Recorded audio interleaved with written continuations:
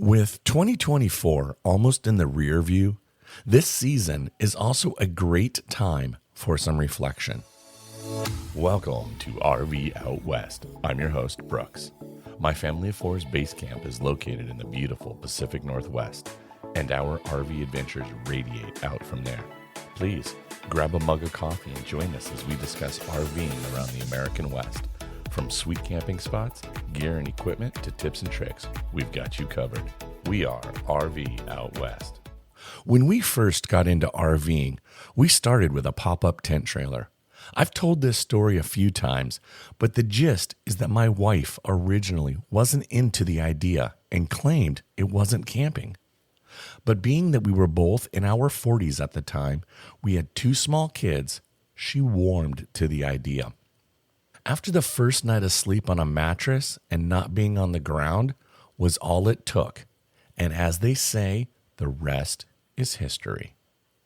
Originally, I think we got into RVing so we could put the kids to bed and then return to a campfire to talk as adults, as a couple, or with friends, and to find that community that is so often found around a fire. What I don't think I had ever imagined is what the RVing and the community as a whole would bring to my life. RVing has afforded us a home away from home. It has brought us on many adventures, both locally and across this great country of ours. It has opened our children's eyes to a more worldly view, to understand the various pieces that make up our American history, including our diverse geography and ecosystems, while also finding an appreciation of the music, arts, food, and culture that is woven into the fabric of America. An RV is more than just some tin, fiberglass, and staples on a frame. It is a symbol for all things American. What I mean by that is that I do believe the birth of the road trip was spawned out of our vast blue routes and dynamic interstate system. The cool wind in your hair with the windows down while your favorite band is bumping through the stereo, and the yellow lines waning by in a hypnotic metronome. The wheel between your hands and the ponies of a motor unbounded by your every whim. The birth of Route 66 was established on November 11th, 1926. Route 66 was one of the original highways in the United States numbered highway system. There have been novels written about life on the road, and many have personified the road as having its own personality. I really do believe that the latter is true. I've learned many lessons, both practical and philosophical, from my 7 times I've driven from the Pacific Ocean to the Atlantic Ocean. Ursula K. Le Guin once said, "It's good to have an end to journey toward, but in the end, it is the journey that matters." This quote has honestly always been one of my favorites, long before I ever got into RVing. Her quote has stuck with me ever since my early 20s as a wanderer. I think it rings true today and will actually forever be a guiding principle in my life. Sometimes it's hard to remember that when the road throws you some curveballs, like an unexpected breakdown. But when that happens, I think with age, I've gotten better at accepting these circumstances. But I'm by no means a rock star at it, and sometimes I still feel the need to shout out a lot of those classic curse words. I'm a map geek. It is true. Honestly, I just love paper maps. Perhaps it's the only reason I still have and use my AAA membership, or the spiral-bound National Geographic Road Atlas Adventure Edition, a classic. In the days both before the internet and in the super early days of the internet, I would unfold a road map or look at my atlas, honestly, for hours, thinking about destinations I wanted to go, places I wanted to see, all the while thinking, what could I make work for right now? Where could I go this weekend? To the biggest ideas, staring at those interstates that crisscross the coasts and wondering about those roads and the places that are along those routes. Not much has changed with age, except now I need to use my reader glasses to see that damn map.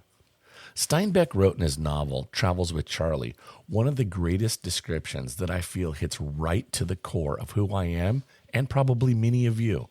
And I really feel like he was able to truly be the best at describing wanderlust. He wrote, "When I was very young and the urge to be someplace else was on me, I was assured by mature people that maturity would cure this itch.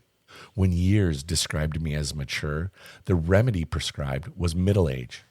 In middle age, I was assured greater age would calm my fever, and now that I am 58, perhaps salinity will do the job. Nothing has worked. 4 hoarse blasts of a ship's whistle still raise the hair on my neck and set my feet to tapping.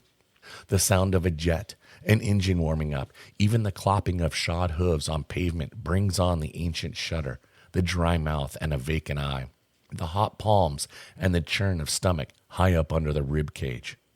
In other words, once a bum, always a bum. I fear this disease is incurable. I set this matter down not to instruct others, but to inform myself. A journey is a person in itself. No two are alike, and all plans, safeguards, policing, and coercion are fruitless. We find after years of struggle that we do not take a trip takes us." The RV community gets this. They embrace it, they understand, they seek out adventure as we are travelers. Travel is, and always has been, one of the greatest educators of life. Take, for example, that back in 2022, our family did a big road trip around the United States, and along our route, we went to the Grand Canyon. On our first night there, we parked in the lot and made the walk out to the rim for the big reveal. I was walking with my 8-year-old daughter at the time, and as we approached the edge of the rim and she got her very first glimpse of the grandeur of the canyon, I remember her just saying, "Whoa." It was a natural response, unprovoked, and it brought the biggest smile to my face. There was no coaxing or explaining. It was just her own reaction as she witnessed the Grand Canyon for the first time. That single moment in time is forever etched into my memory. This past summer, I hit a major milestone birthday, and I spent time reflecting on both the past 5 decades of a life well lived and with very few regrets. As I look towards the future and think about the parabola of life, it's important to take stock of the single greatest asset we all have: time. Sure, in the early days of one's career, it's important to pay your dues, put in the time, work hard, save, start planning for retirement, even though it seems like a very distant objective, which I've always wished I took more seriously in my 20s and 30s. But now I am more focused on time. This is what I consider to be my greatest capital, and I want to spend it wisely, seeking out adventures, travel, and exploration with family and friends. Mark Twain once said, 20 years from now, you will be more disappointed by the things that you didn't do than by the ones you did do. So throw off the bow lines, sail away from safe harbor, catch the trade winds in your sail, explore, dream, discover. RVing, camping, and seeing North America is the backbone to the beauty and living our lives intentionally, and while embracing all of the adventures life has to offer. As parents, we are often reminded of a powerful truth. You only have so many summers with your children. How we choose to spend those summers matters. It's a chance to create memories, teach life lessons outdoors, and connect in ways that last a lifetime. I'll also share what traveling means to me, how it's not just about seeing new places, but about being a traveler and not a tourist. It's about immersing yourself in the world, gaining fresh perspectives, and ultimately becoming better people through those experiences. In today's wired and fast-paced society, nature is more than just a backdrop. It's the remedy to our zany world. I'll explore the transformative benefits of stepping away from screens, grounding myself in the outdoors, and why I believe these moments of connections make us more thoughtful, empathetic, and compassionate individuals. As you look to 2025 and beyond, I'm encouraging you to not put off what you can do today. Make those plans. Book that campground. Secure those reservations and go for it. Please always choose experience over things. Jack Kerouac worked as a fire lookout for one season in the summer of 1956 at Desolation Peak up in what is now the North Cascades National Park, which coincidentally didn't become a national park until Congress approved it in 1968. He wrote in his book, Desolation Angels, "Live, travel, adventure, bless, and don't be sorry."